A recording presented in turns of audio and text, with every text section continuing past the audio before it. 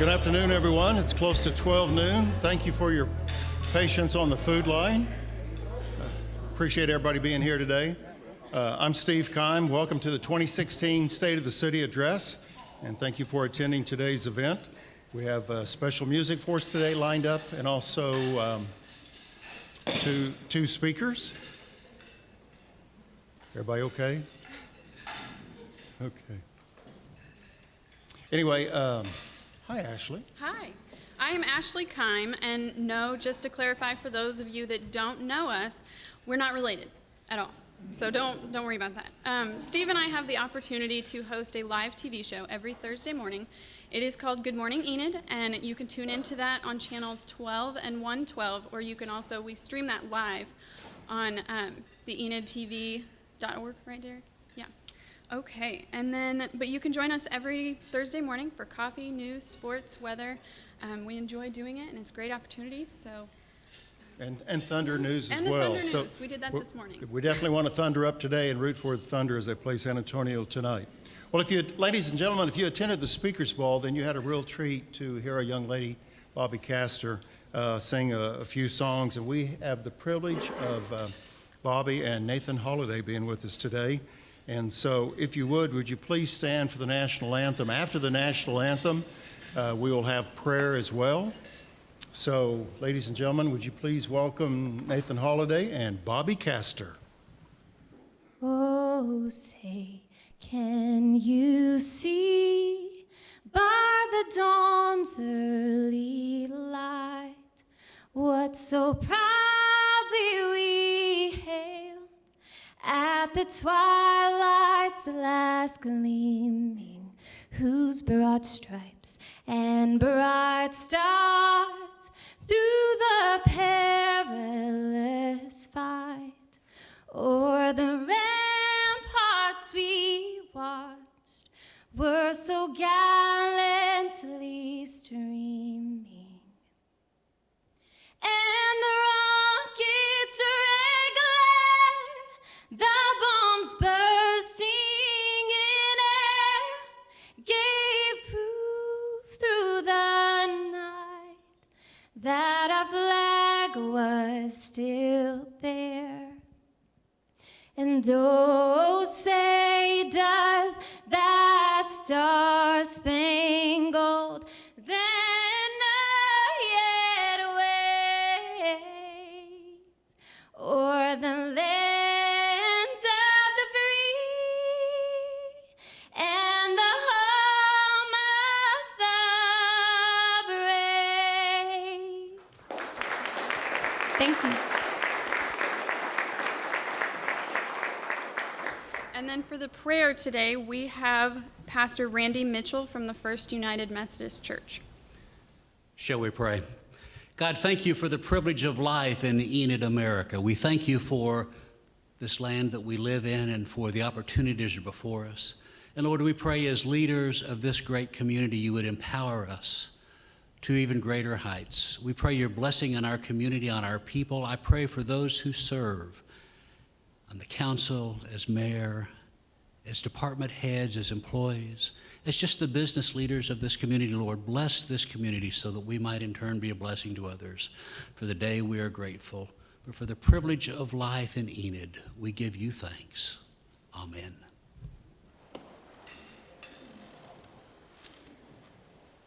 Thank you, Bobbi. Thank you, Nathan. Again, if you had the chance to attend the Speakers Ball, then Bobbi Castor has a signature song called Ode to OK. And so we've asked Bobbi and Nathan to perform that for us today. So would you welcome back to the stage, if you will, Bobbi Castor. Bobbi, welcome back. Thank you so much. Good afternoon. Yes, I'm just kidding. Thank you. It's so nice to be here in Enid. I grew up in Woodward, so I'm familiar with this area, and all I have to say is has been nothing but just nice and warm welcome from your town and your city, and we've just enjoyed every trip here. So thank you for having us today. This is a little song that I wrote about a year ago, and it's just about the state of Oklahoma. I really, really love being here and pursuing songwriting and music. I looked at a few different places, and this is where I picked to stay, and so I hope you enjoy this song.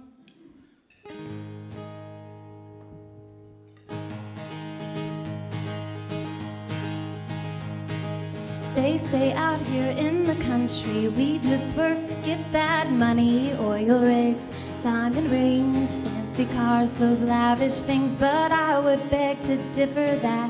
Get your horse, I'll grab my hat, and we'll go ride this land together, come what may, through any weather. Strongest wind, waterfall, red sunset, we've seen it all. Hey, get your bow and arrow out, we'll go round and paint the town. I'll come sweeping down the plain, my heart with the wind away. I'll go, we're all doing okay. Well, befriend a foe, befriend a neighbor, don't know such thing as a stranger. Make amends, shed a tear, my brother, you are welcome here. That's what this state has taught me best. Put God first and love the rest. I bet all my money moving to LA. I even set my sights upon that Nashville stage. Loved a city boy for 2 whole years. Packed my bags but settled here, 'cause I'll come sweeping down the plain, my heart with the wind away. I'll go, we're all doing okay. Oh, the open lake, so grand, the rolling hills that stand there, splinter to unravel, and I know I could travel the world, wide but never have my eyes seen such beauty hidden in this land. And we fell apart, we faced the fire.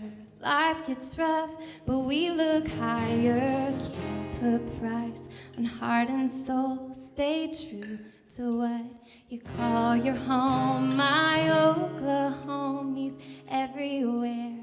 Let's get loud, let's get proud.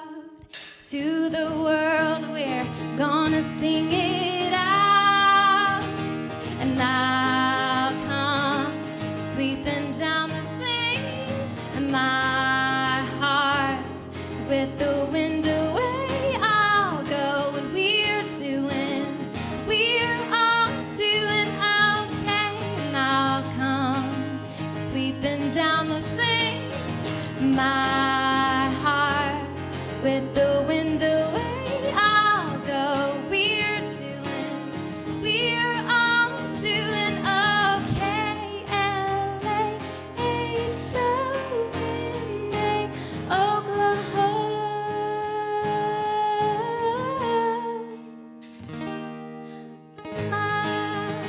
All right, everybody join in this. I need your help. Oklahoma, where the wind comes sweeping down the plain, and the waving wheat can sure smell sweet when the wind comes right behind the plane. And Oklahoma, every night, my honey lemon eye, every night we sit alone and talk and watch a hawk making lazy circles in the sky. Oh, we know we belong to the land, and the land we belong to is grand. So when we say, woo, I-yippee-oh-yay,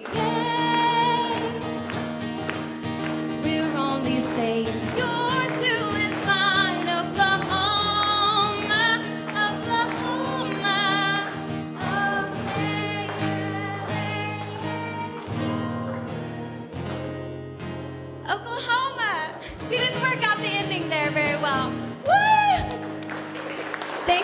so much for having us.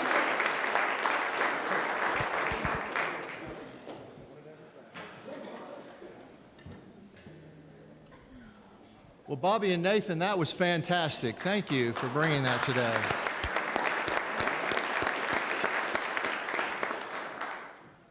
Well, Mayor, Commissioners, distinguished guests, fellow employees and citizens, it's my pleasure to introduce our guest speaker today, Mr. Marc. And so I'm going to read a short bio. We're very fortunate to have Marc in our community, and I've gotten the pleasure of meeting him, as many of you have, over the last several months. But our speaker today was born and raised in the countryside outside of Washington, D.C., grew up in Lamars, Iowa, a small community located in northwest Iowa. He is a graduate of Iowa State University with a BS in Industrial Technology.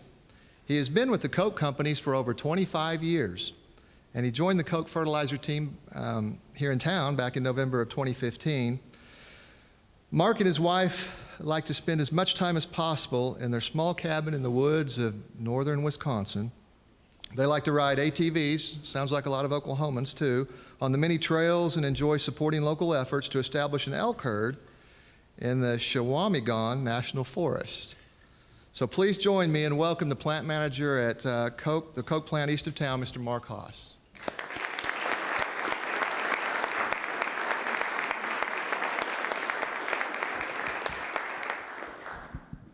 I don't do podiums, so I'm going to stand out here if that's all right with you guys. Gerald, thanks again for the intro.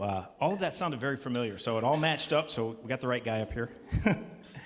Hey, I want to take a couple of minutes and thank you for letting me come and take the opportunity to tell you about the exciting things that are happening out at our plant. I was talking to Mayor Bill here earlier, and I says, hey, I'm really excited to come talk about this. And he says, well, you better be. It's going to be hard to pick up that plant and move it.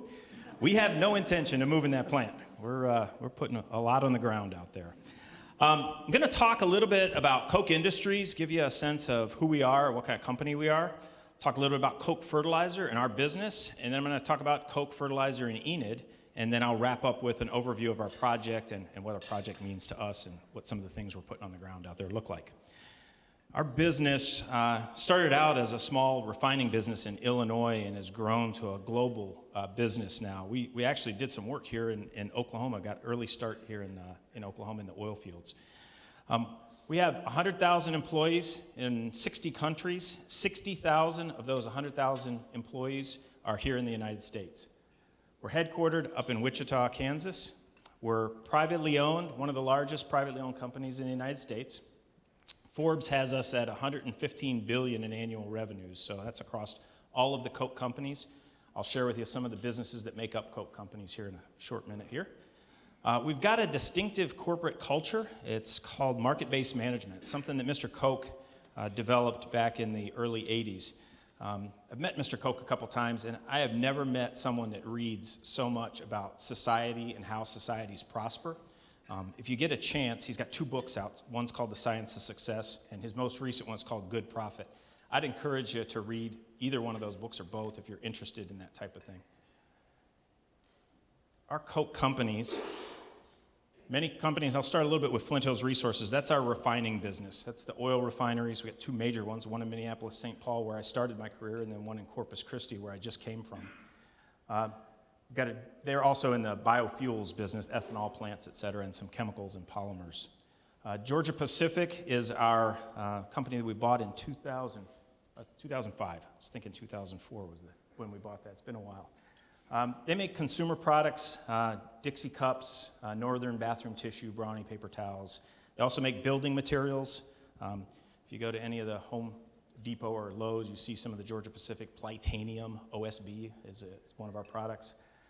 We've got Invista, is one of our chemical intermediates companies. They make nylon and nylon products, everything from nylon pipe to Lycra to other high-performance products that are nylon-based. Molex is one of our newer companies. We bought that in 2013, and I learned that they make these small connectors, electrical connectors for Harley-Davidson, BMW, Audi, GM, Ford, all the major auto manufacturers, as well as connectors for iPads and iPhones. So they have a wide variety of businesses that they're involved in. The Chemtech group deals a lot with mass transfer and heat transfer equipment in many of the industrial processing facilities. Minerals is just what it says, petroleum, coke, coal, sulfur. They deal with petroleum and natural gas and some of the systems associated with that. We've got a supply and trading business that as these companies have been part of Koch and how we've grown, we've developed some capabilities in trading those commodities as well. So we've developed a whole business around the trading side of things. And then last, but certainly not least, is Koch Ag and Energy Solutions, which is what our fertilizer business is a part of. We have fertilizer plants, we deal with natural gas, we've got a power generation facility down in Odessa, Texas, and we dabble a little bit in methanol, which seems to be something new that we're looking at. We've got a number of companies that we have a minor investment in. The one that I'm most familiar with is Guardian Glass. They manufacture glass products for a lot of the buildings and industrial applications. It's pretty interesting, much different technology that I'm used to, but it's pretty fascinating, some of the things that they do. This, you probably can't see the outline of the world map here, but this is just to emphasize that we've got offices and businesses in most all of the continents and primarily central to North America, but we're in Europe and Asia, a little bit in Australia and Africa. I'm going to jump into the fertilizer business. This is a picture of our Beatrice, Nebraska plant. We've got a plant in Brandon, Manitoba, one in Dodge City, Kansas, our plant here in Enid, and then one in Fort Dodge, Iowa. And you can see by this map, these are our locations where we have these manufacturing facilities as well as distribution terminals and liquid terminals. We purchased these assets from farmland back in 2003, and we've got a number of processes that are centrally located, obviously, because we're in the middle of the agriculture belt. That's where fertilizer should be produced, right? It gives the customer the cheapest product and allows them to get the product at the right time when they need it. I want to talk a little bit about Koch Fertilizer Enid, and I'm going to start with our vision of no one getting hurt. And bear with me if you've heard my story before, because I've talked about this before, but I want to start with this because it's something that's really important to me. When I was working at Pine Bend, it's an oil refinery up in Minnesota, I was an operations supervisor for one of the process units. And I came in one morning and learned that one of my operators had gotten hurt overnight, and he was in the hospital with some burns on the back of his legs. So we went through trying to understand what had happened throughout the course of that day, and when I got off work, I said, you know what, I'm going to go check on him, see how he's doing. He's at the hospital. When I got to the hospital, I saw Tom. He was laying in the hospital bed, and he was in a fair amount of pain. They had him on painkillers because he had gotten burned on the back of his legs with some hot water. And I was wishing him well, asked him how he's doing and everything, and then I looked over his wife, and she was a little bit uncomfortable. And as I was getting ready to leave, she got up and followed me out the door, and she poked me in the chest, and she said, "How could you let this happen to my husband?" I'll tell you right now, that will change your perspective on what safety means to people in plants, okay? I'm telling you that because our vision is that no one gets hurt, okay? That's no one gets hurt. The people that come in the gate to work on our project out there, the employees that work out there, the visitors, if any of you come out to visit us, no one gets hurt is our vision. And we work our butts off every day to make sure that that doesn't happen. It takes a lot of work. You could easily think back to that gentleman that was laying in the bed and say, well, he was in the wrong place at the wrong time. Yeah, that may have been true, but as I reflect on it, it really reflected back on my leadership. And I'm the one that's responsible for that team. So it changed my whole view. I grew up in the refining business, and we talked about working safely. But there was a switch that day that said, you know what? I'm going to do something different about working safely in these industrial plants. And I'm going to make it my commitment that nobody gets hurt on my watch. So the reason I'm telling you that is that's what I've been spending the last 6 months communicating to the plant, making sure they're very clear on this vision. So if you want to ask me some questions about how we make fertilizer, you're probably going to stump me. There might be a few of you out there that know how to make fertilizer better than I do. But I'll tell you, that's what I spent my time on out there the last 6 months, getting grounded in a vision that nobody gets hurt. And again, I mean no one. No one that comes in the plant, no one that lives in the community or anything. It means no one. A little bit about our team. We've got about 275 individuals there. It takes a wide variety of disciplines. So we've got everybody from welders to electricians to mechanics, operators. We've got chemical engineers, environmental engineers, mechanical engineers. We've got folks that have specialties around water, specialties around the environment that work on our team to help us produce quality fertilizer products every day. We are one of the largest nitrogen fertilizer plants in the United States, and I mentioned this on Monday at the Rotary meeting. We're building and growing, but so are many of our competitors. Low natural gas prices drive people to want to build more fertilizer plants, right? And fortunately for us, we're right in the heart of natural gas country, so this is great for us in our business. But many other companies are doing that same thing. That's increasing the competition. That increased competition is causing us to rethink a lot of our business models and say, we've got to be competitive as well. You know, we might have to change a few things to be able to survive in some of these tough markets. And if any of you guys are farmers, you know that it's a little bit tough out there. You're probably getting some fertilizers for some pretty decent prices right now. But we're confident that Enid is a long-term growth opportunity for us. We're right in the heart of great people. We've got great natural resources here with natural gas close by. And we've got a distribution network, as you saw from that previous map. We're right in the center of the country. We can supply products to wherever they need to go to meet farmers' needs. The facility out there at the plant was built back in 1975 by Farmland Industries. We acquired it in 2003. It came along with the Fort Dodge, the Beatrice, and the Dodge City plant. We added the Brandon, Manitoba plant in 2006. We got a number of terminals associated with that. The terminals really help us distribute our product. You know, if you think about fertilizer, there's a certain time of year that's needed. It's not for 6 straight months. It's pretty much a couple weeks. And you've got to be able to manufacture enough fertilizer to meet the farmer's needs so that when they need it, you can put it on the ground. So we have many distribution terminals that allow us to network and build up that inventory much before the farmers need it. I want to talk a little bit about community involvement. We believe that being a part of this community, being an active part of this community is essential to our business out there. A lot of the people that work out there live here in Enid. I was walking through the parking lot the other day. We've got over 1,300 contractors out there. And as I was walking through the parking lot, I'm thinking, well, man, there's probably a lot of people from out of town that work out there. But, man, a majority of them, as I walk up and down the line, there's Oklahoma plates in that parking lot out there. So it's a really good thing for the community, for the area in here, and especially for Oklahoma and our growth that we're seeing here. Part of the community involvement is youth entrepreneurs. We're partnering with Enid High School and Pleasantville and Prairie school districts to bring youth entrepreneurs to Oklahoma. This will be the first group in Oklahoma. This is present currently in Kansas and some other states, but this will be the first opportunity for us to establish a youth entrepreneurs program here in Oklahoma. Also proud to represent Leonardo's with some donations there. I was able to go to the opening the other day, and I'll tell you, if you haven't been over there, I encourage you to go check that place out. It's pretty impressive what they did over there, and it's a great opportunity for the kids. We're going to provide an activity center that focuses on fertilizer for the kids. We're going to have some of our young engineers partner up with the Leonardo's folks and design an exhibit that'll talk about how fertilizer is made and what kind of things they might be able to learn from that as well. Here's an aerial view of our facility. Obviously, north is up here, and this is 78th Street coming down here, and this is the entry into our plant where our administrative building is. A couple key things I want to point out.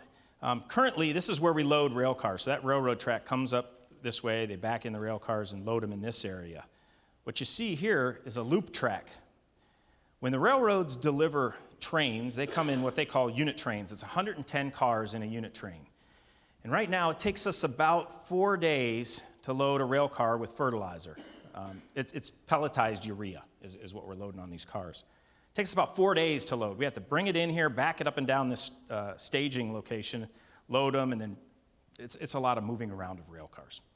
This loop track is state-of-the-art. It's going to allow them to load 110 cars in 24 hours. So if you think about that, that's going to allow the farmers that are in South Dakota to get some of our fertilizer as quick as they need to when they're ready to plant and put it on the ground. A couple other things to note. This is our laydown area. When we say laydown area, it's kind of a receiving area for all the materials that we're using to build the plant. They tell me that is going to turn over 4 times in the volume of equipment. So there's 4 times worth of equipment in here that's going to go into the ground and build what we're building there. So pretty impressive amount of logistics that have to happen to bring the material in here, get it from here. There's a process unit being built right here. That's where you see most of the cranes. Anybody know what's going up right there? You can see it on the skyline. A big old barn. going up there. Anybody see the A-frame structure? That's about a third of the way done. Okay, so if you look at that from 412, it's only a third of the way completed. It's going to have about 4 football fields worth of space under the roof. Obviously, we got to keep the fertilizer dry, so it has to go into a barn.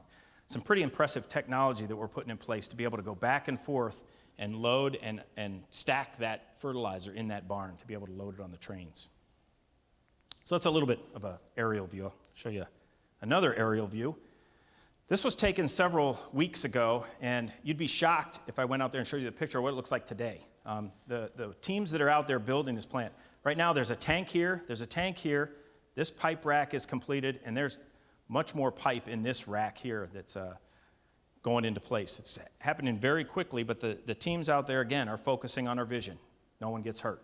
So you think about the challenges we've got. Obviously, Mother Nature can play a role in that with the mud. Good Oklahoma mud is tough to walk through, so we have some challenges in trying to get people and equipment moved around when it rains. We're thankful for the rain, so I don't want Mother Nature thinking to turn off the rain. Keep it coming. We'll deal with it. These 2 tanks here are going to hold diesel exhaust fluid. It's a new product that we're going to be making here. If you've got a diesel truck, you know all about diesel exhaust fluid, but we're going to be producing that. It's essentially a high-purity urea. So instead of sending it to a pelletizer and putting it in the little white pellets and putting it on trains, we're going to send that product out to be shipped out in trucks to be turned into diesel exhaust fluid. Go into a construction overview. This is really just a summary of some bullets on what we're doing out there. We're building a 900,000 ton per year urea plant. We make urea, we make UAN, and we make ammonia. This urea is going to double the size of what we've currently got out there producing the urea pellets. We've got some efficiency improvements and capacity increases to our existing ammonia plants. We first make ammonia from natural gas and steam, and with that ammonia, we turn it into urea, which is a increased valued product. The farmers appreciate the urea because it stays in the ground a little bit longer. You can get the value from it. If you put liquid ammonia down, it can evaporate and not get the value from the fertilizer. We got added capability to produce the high purity urea. That's the diesel exhaust fluid that I talked about.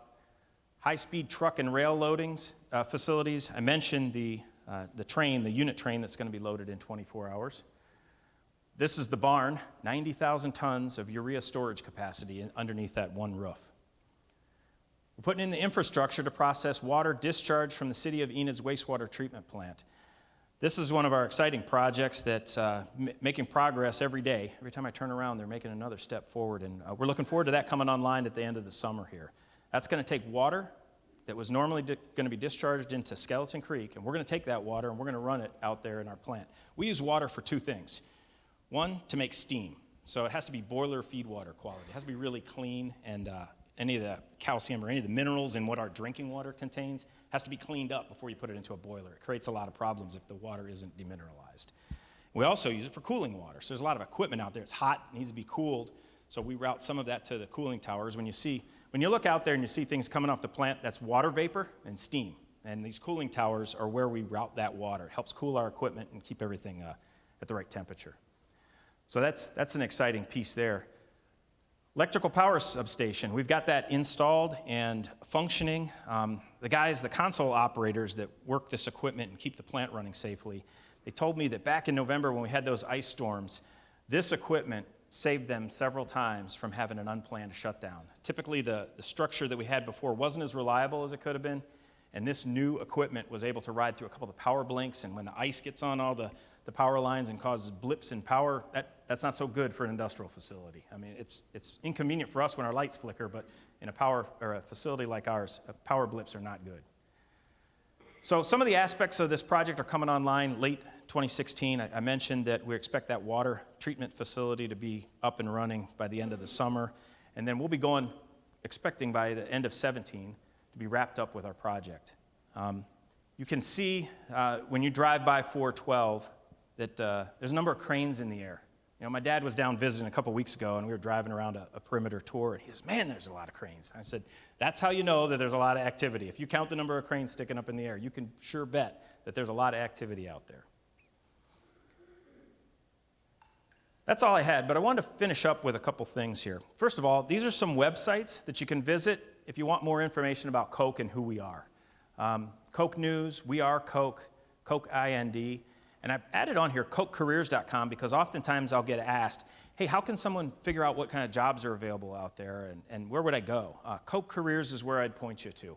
It's a great website. It deals with all the openings within Koch Industries, but you can sort by Oklahoma and Enid and come up with a list of here's the opportunities out there at our plant today. Okay, I want to take a couple minutes. Thank you again for letting me come talk about our project. I hope I've answered some of your questions about what that mysterious plant is off in the distance out to the east. If you have any questions that I haven't answered, you can grab Roger or Andrew or I afterwards and we can catch up with you. I want to end with our vision. Okay, so I talked about no one gets hurt. That's our primary component of our vision. We protect people and the community. We're going to protect the environment, another key piece of our vision.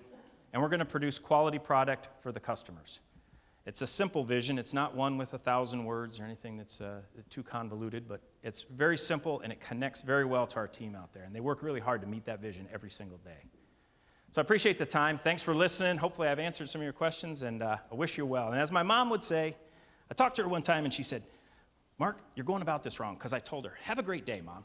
And she said, you're going about it wrong. If you have a great day, you're just letting that day happen to you. She says, why don't you make it a great day? I said, I'm going to write that down, Mom. You know, the woman with wisdom. So I wrote that down, and I'll leave you with that. Go out today and make it a great day. I appreciate your time.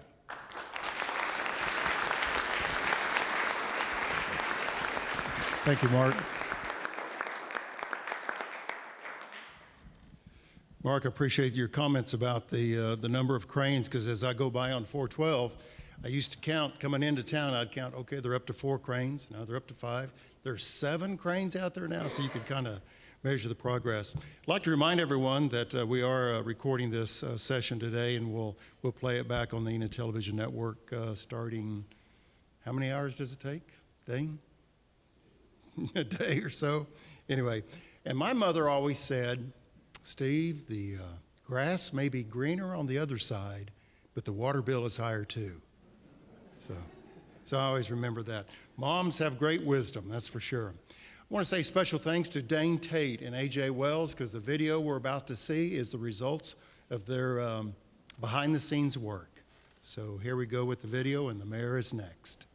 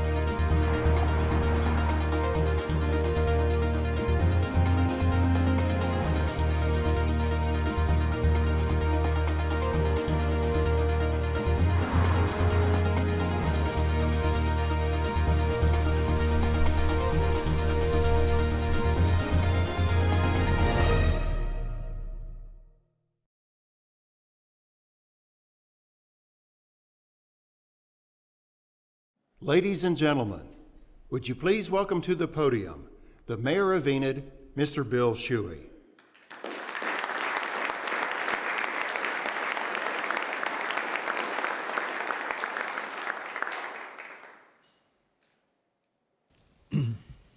I hope you enjoyed the 3 minutes that takes a snapshot of the achievements here in Enid during the past year. It's been a very productive year for our great community. There is a lot going on in Enid, Oklahoma. When you have a chance, drive around. Look at some of these. Can you hear me all right? When you have a chance, drive around, see some of the things that are happening. It's very exciting. I am very thrilled to be a very small part of what is happening in Enid, Oklahoma. Today, I reflect on these achievements and share my hopes for what Enid has to look forward to in the future. Because of our pioneering spirit, we continue to see growth, even though it's very slow, across sectors such as jobs, education, and population. With the development and growth of new areas and the continued beautification and maintenance of our city, more people are coming to Enid. We see this every day. The economy of Enid has experienced a challenging year. However, we expect it to grow slowly, but surely. Our location as the regional economic center of Northwest Oklahoma gives Enid an extra edge and allows us to have a large customer base. We estimate that customer base to be somewhere in the neighborhood of 150,000 people. We do a good job in servicing Northwest Oklahoma. The rest of Northwest Oklahoma does a good job of shopping, using goods and services in Enid, Oklahoma, and we need to continue to maintain that. All of our city departments are dedicated to serving the residents of Enid. I am confident that their relentless commitment to excellence will serve us with the new successes as we move forward into a new year. A heartfelt thanks to the employees of the City of Enid who work behind the scenes, enabling our city to run efficiently and as smoothly as possible. Our employees make the City of Enid what it is today and put us in good stead to prosper well into the future. As Enid grows, we must remember to stay true to our character and our very strong work ethic in Enid, Oklahoma. Let's continue to make this year a year of action. Let's find ways where we can make progress together.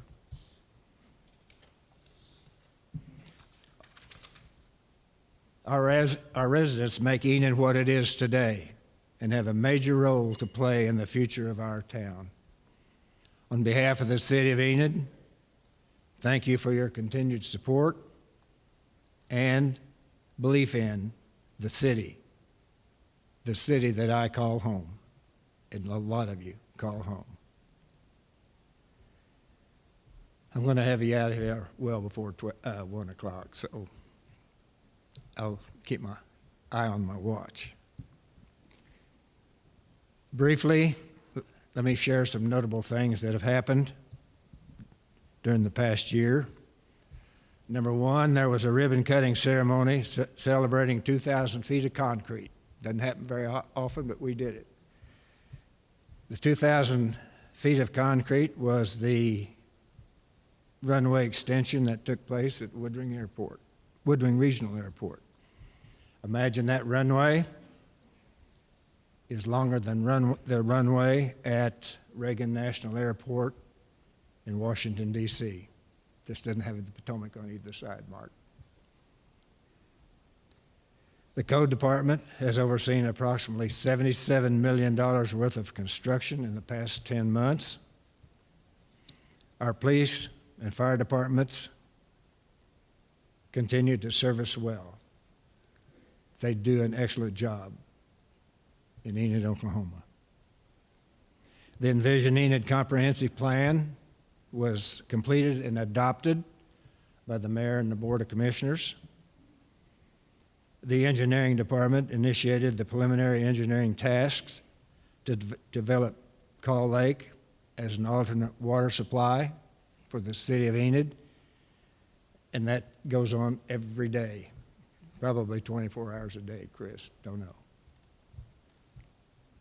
The Enid Television Network has provided 50 new Good Morning Enid shows. They took 2 weeks off somewhere, but they've done 50 out of 52 weeks. City Commission study sessions and meetings, Metropolitan Area Planning Commission meetings, budget meetings. We'll all be glad when we get through the budget meetings. A couple other items.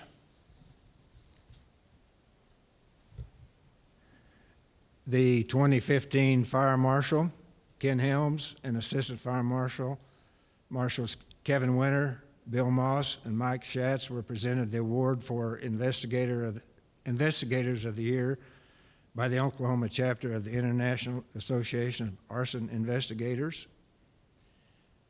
New reading rooms were completed at the Enid Public Library. We have a new Ferris wheel. When you have a chance, run out to Meadow Lake Park, take a look at the Ferris wheel. It's really nice. My grandkids call it neat.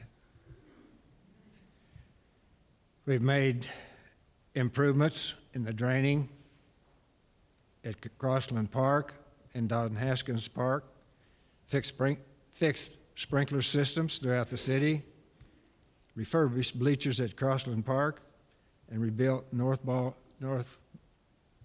baseball and softball fields at Crossland Park. The Water Reclamation Department has reduced the weekly large water leaks from the mid-30s to 5, cut meter leaks from the mid-50s to 0. Totally, our water department has produced 3 billion gallons of water. Marc, thanks for your help with the water. We understand what is happening there. It's very important to the city of Enid.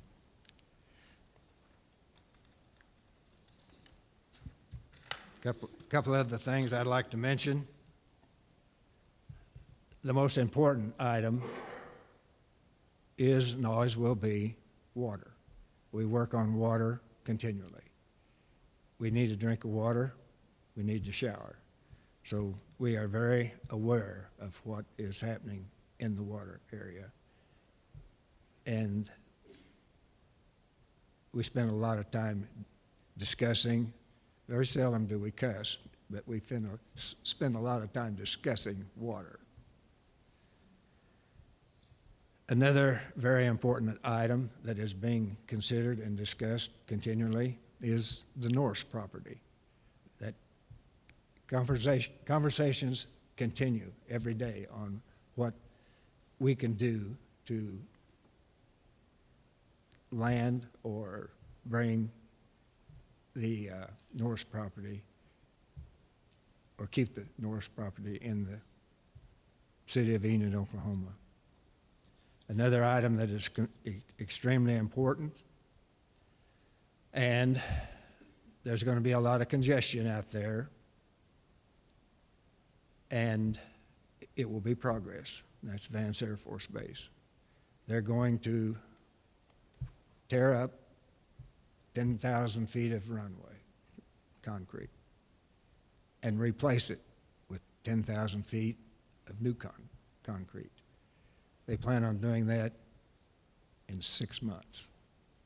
So if you're driving Oakwood Road from Cleveland to Walcomas or Hennessy, however you leave town, there will be a lot of congestion there because we will have a lot of concrete trucks, maybe a crane or two, but it will be a busy area. That is progress. They hopefully will start Bucko?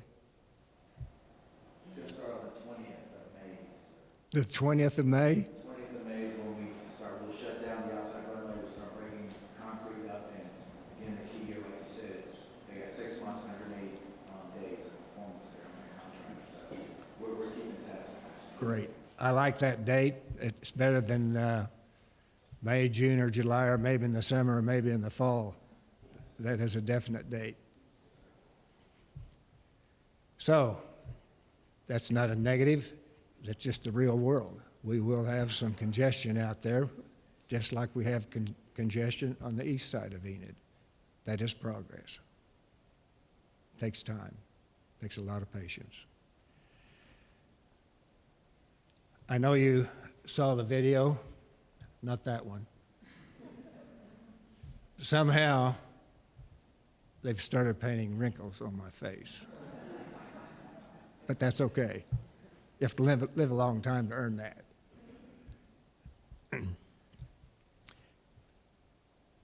Enjoy Enid. We have a lot going on. And I want to thank each one of you for being here today, for your attendance. And guess what?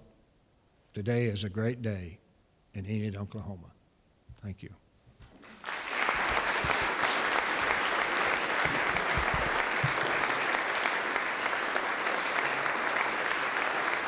Right. Thank you to the mayor. And I just want to also, he said that he was thankful for all of us and everything that we do. I want to extend that back to the mayor as well. I am very proud to be part of the Enid community and part of the family that we have. And a lot of that goes to you. So thank you again to the mayor.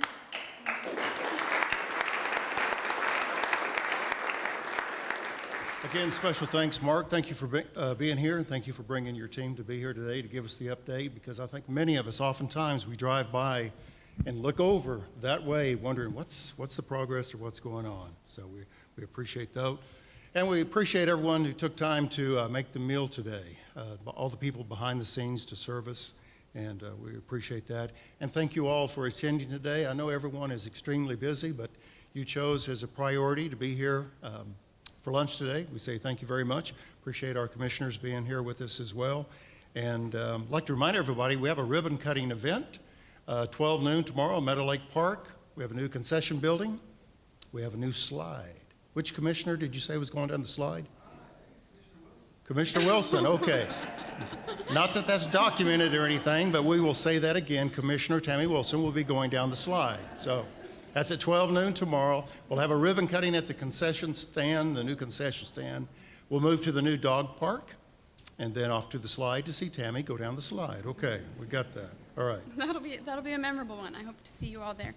Also, I would like to remind the media that's with us today that the mayor and also the city manager, Gerald Gilbert, they will be available to answer any questions afterwards. Ashley, thank you for helping me out. You're always a joy to work with. Appreciate you all being here today. Bobbi, Castor, thank you for being here. Nathan Holliday, thank you for being here today. And ladies and gentlemen, would you welcome them one more time as they close our show out for today? Thank you.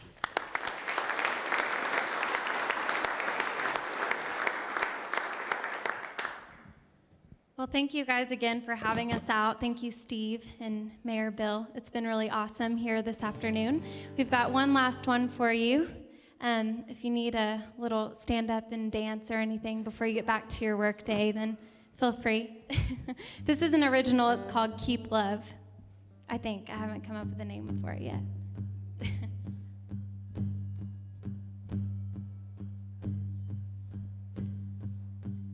When the shadow of doubt gets in your way, strike it down, pull out your blade, don't look back, hold your head high, my brother.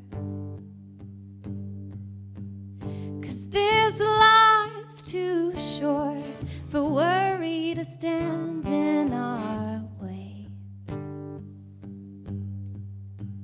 When the shadow of doubt gets in your way, strike it down, pull out your blade, don't look back,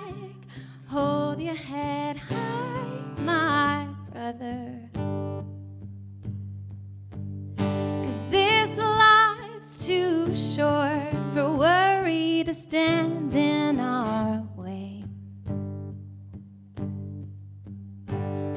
So keep love close to your heart. I said keep love close to your heart. I said keep love close to your heart, your heart.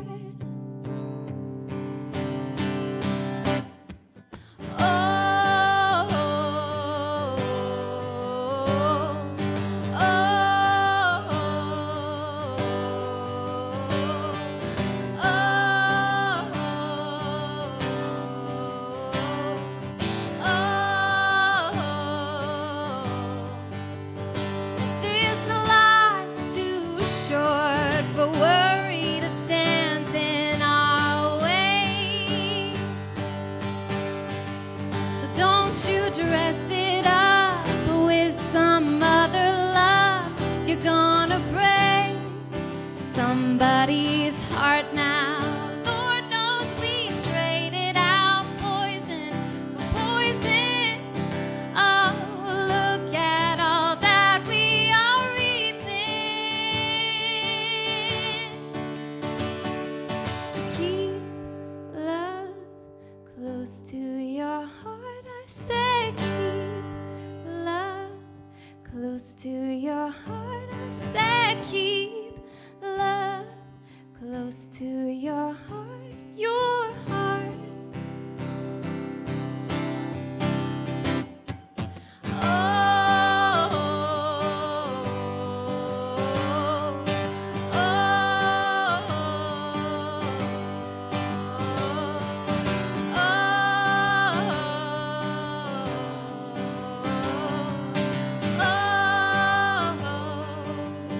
Keep love close to your heart. Oh, keep love close to your heart. When the shadow of doubt gets in your way, strike it down, pull out your blade.